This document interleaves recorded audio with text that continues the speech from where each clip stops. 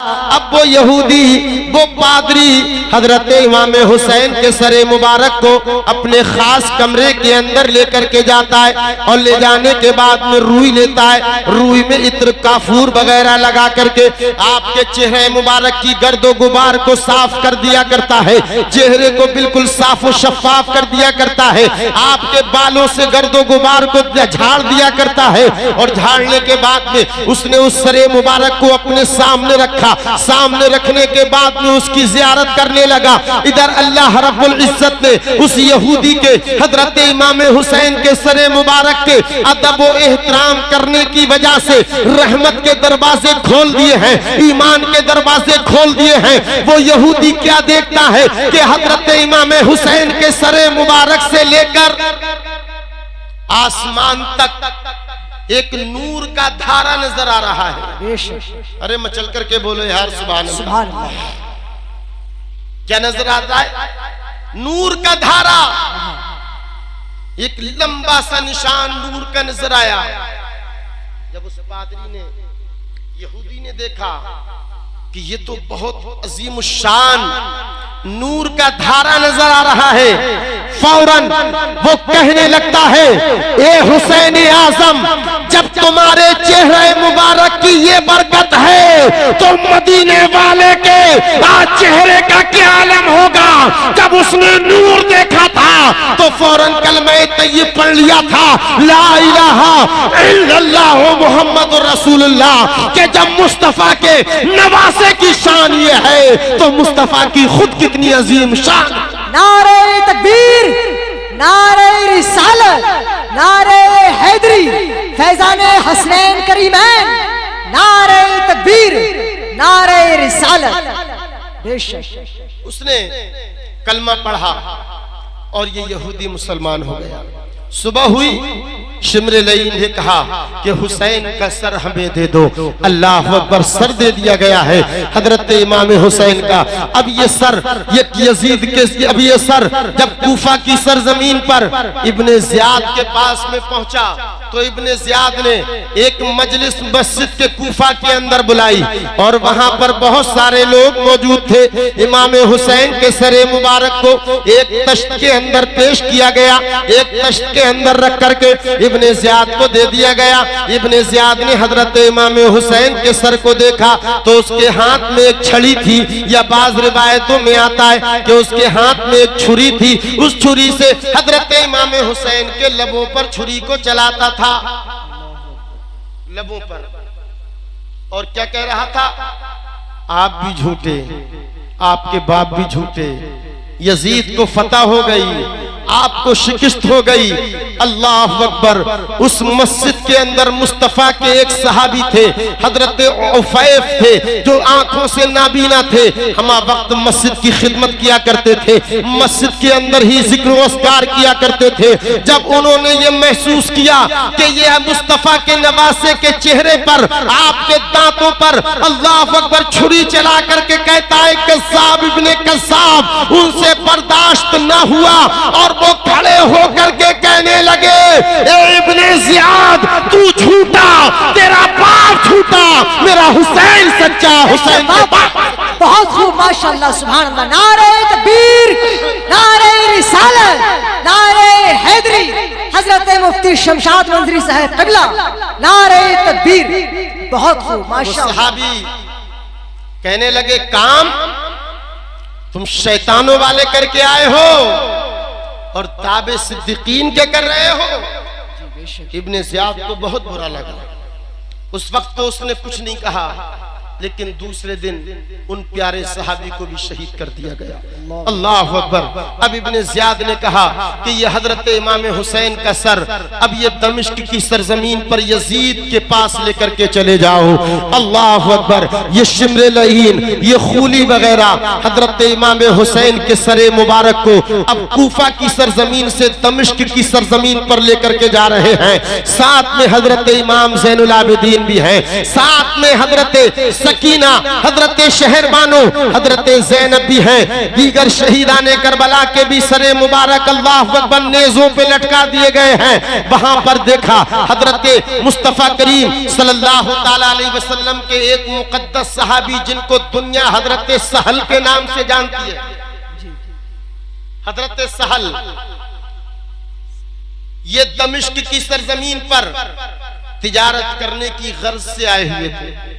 इन्होंने देखा कि आज पूरे दमिश्क को दुल्हन बना दिया गया है, लोग खुशियों का इजहार कर रहे हैं, दमिश्क को सजा दिया गया है, जिसके हाथ में देखो तो ढोल है, जिसके हाथ में देखो तो बाजा है, जिसके हाथ में देखो तो ढोल ताशे हैं। अल्लाह अकबर। हजरत सहल ने दमिश्क वालों से मालूम किया, हे दमिश्क वालों ये बताओ आज ये दमिश्क के अंदर चहल पहल कैसी, ये आज यहाँ पर खुशी का आलम कैसा? तो किसी ने बताया कि हजरत इमाम हुसैन का सर मुबारक आ रहा है, हजरत इमाम हुसैन के तमाम साथियों के सर यजीद के पास भेजे गए हैं, इसलिए यजीद ने दमिश्क में खुशी मनाने का ऐलान आम कर दिया है। हजरत सहल ने कहा ये बताओ हजरत इमाम हुसैन का सर मुबारक कहां से लाया जाएगा?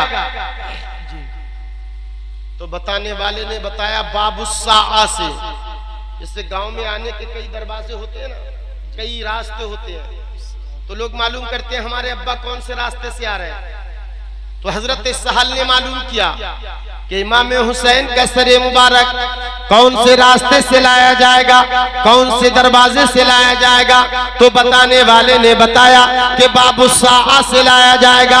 अल्लाह अकबर। हजरत सहल भागते दौड़ते, हजरत सहल दौड़ते भागते बाबुस्सा के करीब पहुंच गए। जब वहां पर देखा तो हजरत हुसैन आजम का सरे मुबारक नेज़े पर लटका हुआ है, हजरत अली असगर का सरे मुबारक नेज़े पर लटका हुआ है, हजरत अली अकबर का सरे मुबारक नेज़े पर लटका हुआ है, हजरत अब्बास अलंबरदार का सरे मुबारक नेज़े पर लटका हुआ है। जब हजरत सहल की नजर अल्लाह अल्लाह हजरत इमाम हुसैन के सरे मुबारक पर पड़ा करती है, आंखों से आंसू जारी हो गए, आप रोने लगे। जब ये मंजर, रोने का मंजर, आंखों से आंसुओं का मंजर एक बेटी ने देखा तो उस लड़की ने कहा इंसान, करीब में जाकर कि यहां तो सब खुशियों का इजहार कर रहे हैं, लेकिन तुम किस वजह से रो रहे हो?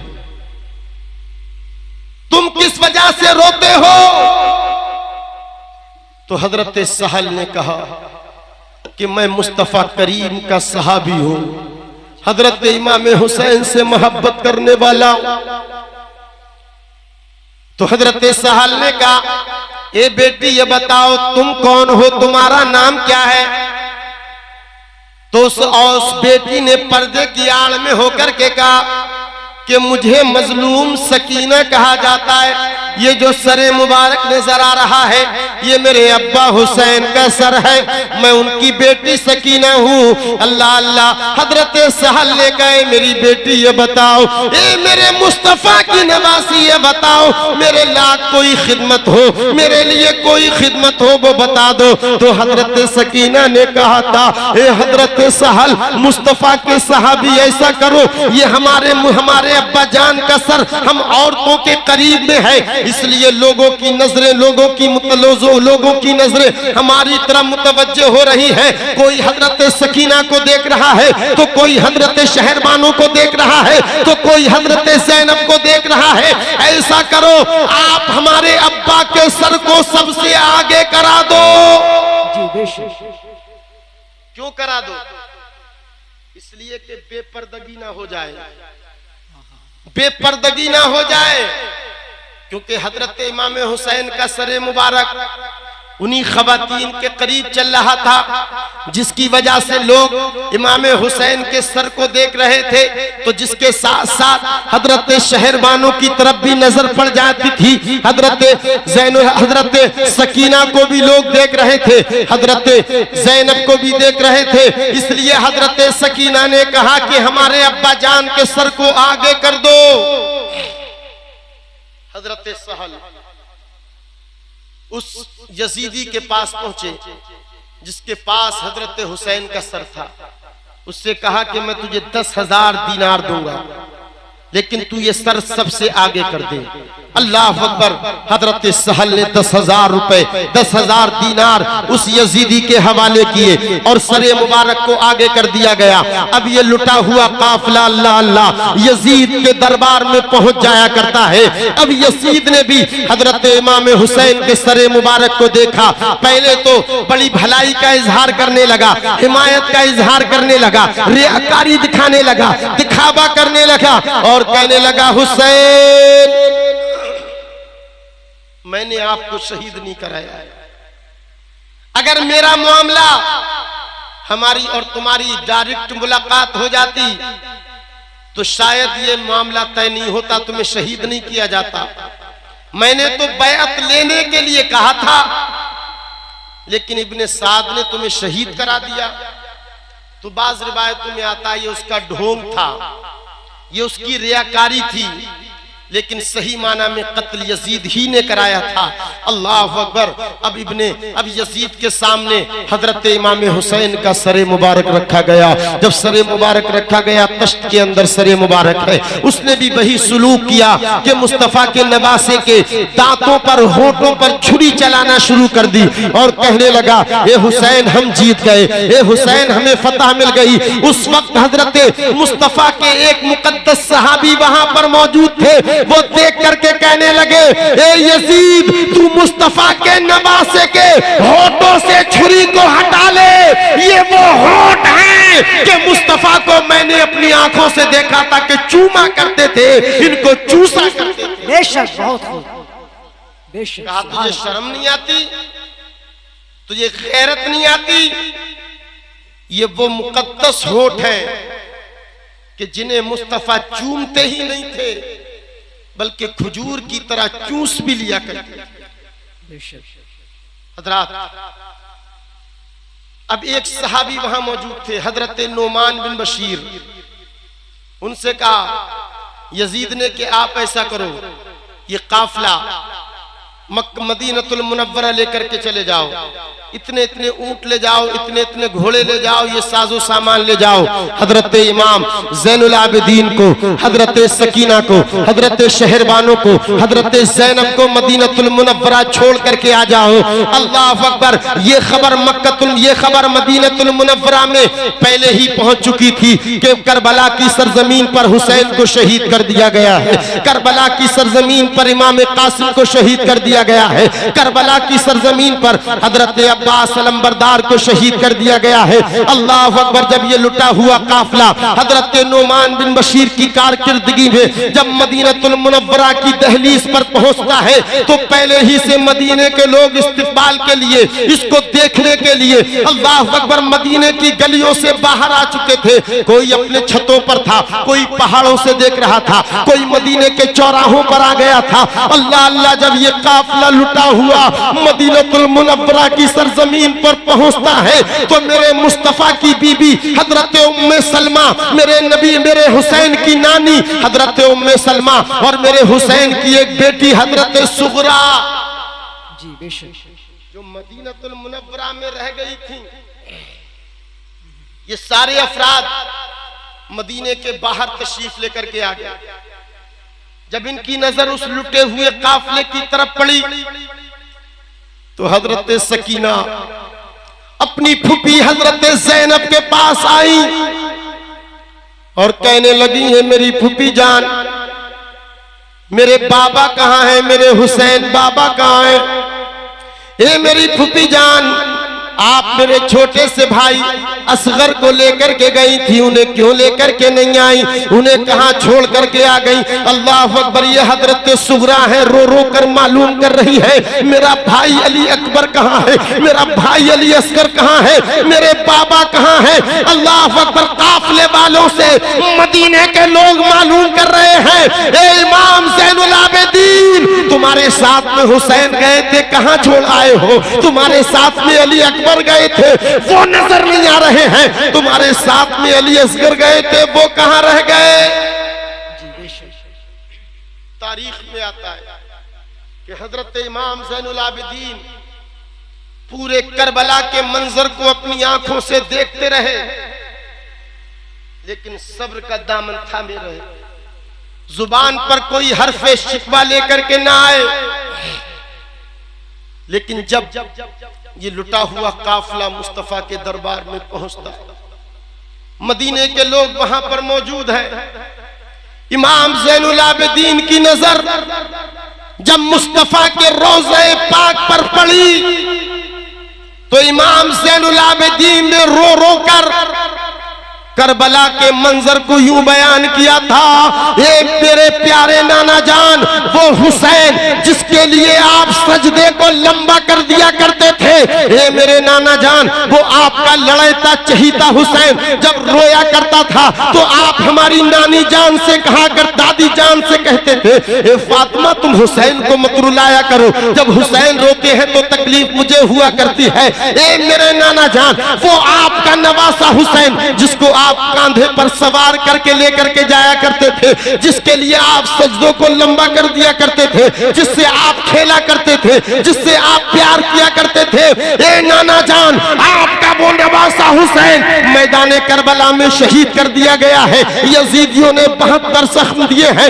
ए नाना जान हुसैन आजम को बेदर्दी के साथ में शहीद कर दिया गया है। जब हजरत इमाम ज़ैनुल आबिदीन करबला का मंजर बयान कर रहे थे, तारीख गवाह है, तारीख शाहिद है कि मदीने के लोग ऐसे रो रहे थे, ऐसे रो रहे थे, यूं लग रहा था कि आज मदीने के अंदर कयामत सुगरा कायम हो चुकी है। तारीख में आता है कि हजरत इमाम ज़ैनुल आबिदीन ने करबला के बाद से जब तक जिंदगी गुजारी कभी शिकम शेर होकर के आपने पानी नोश नहीं फरमाया। जब भी पानी का गिलास आता था इमाम ज़ैनुल आबिदीन के पास, फौरन आंखों से आंसू जारी हो जाते थे। लोग कहते थे हुजूर आप पानी जब पीना शुरू करते हैं तो आप पानी को देख करके क्यों रो जाया करते हैं? तो मेरे इमाम ज़ैनुल आबिदीन कहा करते थे, लोगों अगर वो मंजर तुमने भी देखा होता जो करबला की सरजमीन पर मैंने देखा था कि मेरे बाबा के ऊपर पानी बंद कर दिया गया था, मेरे छोटे भाई अली असगर पर पानी बंद कर दिया गया था, मेरे अली अकबर पर पानी बंद कर दिया गया था, अहले बैते अतहार एक एक बूंद के लिए तड़प रहे थे। अगर वो मंजर तुम में से किसी ने देख लिया होता तो तुम भी पानी देख देख कर आज रोते। कभी इमाम ज़ैनुल आबिदीन अपनी जिंदगी में हंसे। जब भी करबला का मंजर इमाम ज़ैनुल आबिदीन की नजरों के सामने आ जाता था तो आप खाना पीना छोड़ दिया करते थे। वो हजरत इमाम ज़ैनुल आबिदीन कि जिससे आज हजरत इमाम हुसैन की नस्ल चल रही। अब तारीखें बदलती गईं, हुकूमतें बदलती गईं, यहां तक के अब्दुल मलिक के जमाने में कूफा की सरजमीन पर मुख्तार सकफी ने तसल्लुत हासिल किया। ये हुक्मरां बना वहां का और इसने ये ऐलान कर दिया, एक कूफा वालों मुझे एक लिस्ट बना करके दो। अच्छा ये भी याद रखें कि यजीद ने कितने दिन हुकूमत की? 3 साल 7 महीने हुकूमत की बस। और उसके बाद उसको ऐसी बीमारी लगी कि ना उसको जो है जागते हुए चैन पड़ता था, ना सोते हुए चैन पड़ता था, पेट उसका फूल गया था, मदीने के जो है दमिश्क के गढ़ों में नालों में गिरता पड़ता रहता था। ऐसी बीमारी अल्लाह पाक ने उसको अता की थी। अल्लाह अकबर, यजीद मर गया, लेकिन आज दुनिया के अंदर कोई ये नहीं बता सकता कि उसकी कब्र कहाँ है, उसका गढ़ा कहाँ है। बेशक बेशक, सुभान अल्लाह, कोई नहीं बता सकता। तो सिर्फ 3 साल 6 महीने इसने हुकूमत की। अब उसके बाद मुख्तार सकफी को कूफा की गवर्नरी मिल गई, कूफा का हाकिम बन गया। तो इसने ऐलान किया कि जितने लोग इमाम हुसैन के कत्ल में शरीक हुए थे सबके नाम नोट करो। मैं किसी को जीने नहीं दूंगा, मुझे कोई जिंदा इंसान नजर ना आए जो इमाम हुसैन के साथ कत्ल करने के लिए गया। एक दिन बैठा हुआ था, रात का वक्त था, और कहने लगा दरबार में बैठ करके कि कल मैं एक ऐसे इंसान को मारूंगा, ऐसे इंसान को कत्ल करूंगा कि जिसके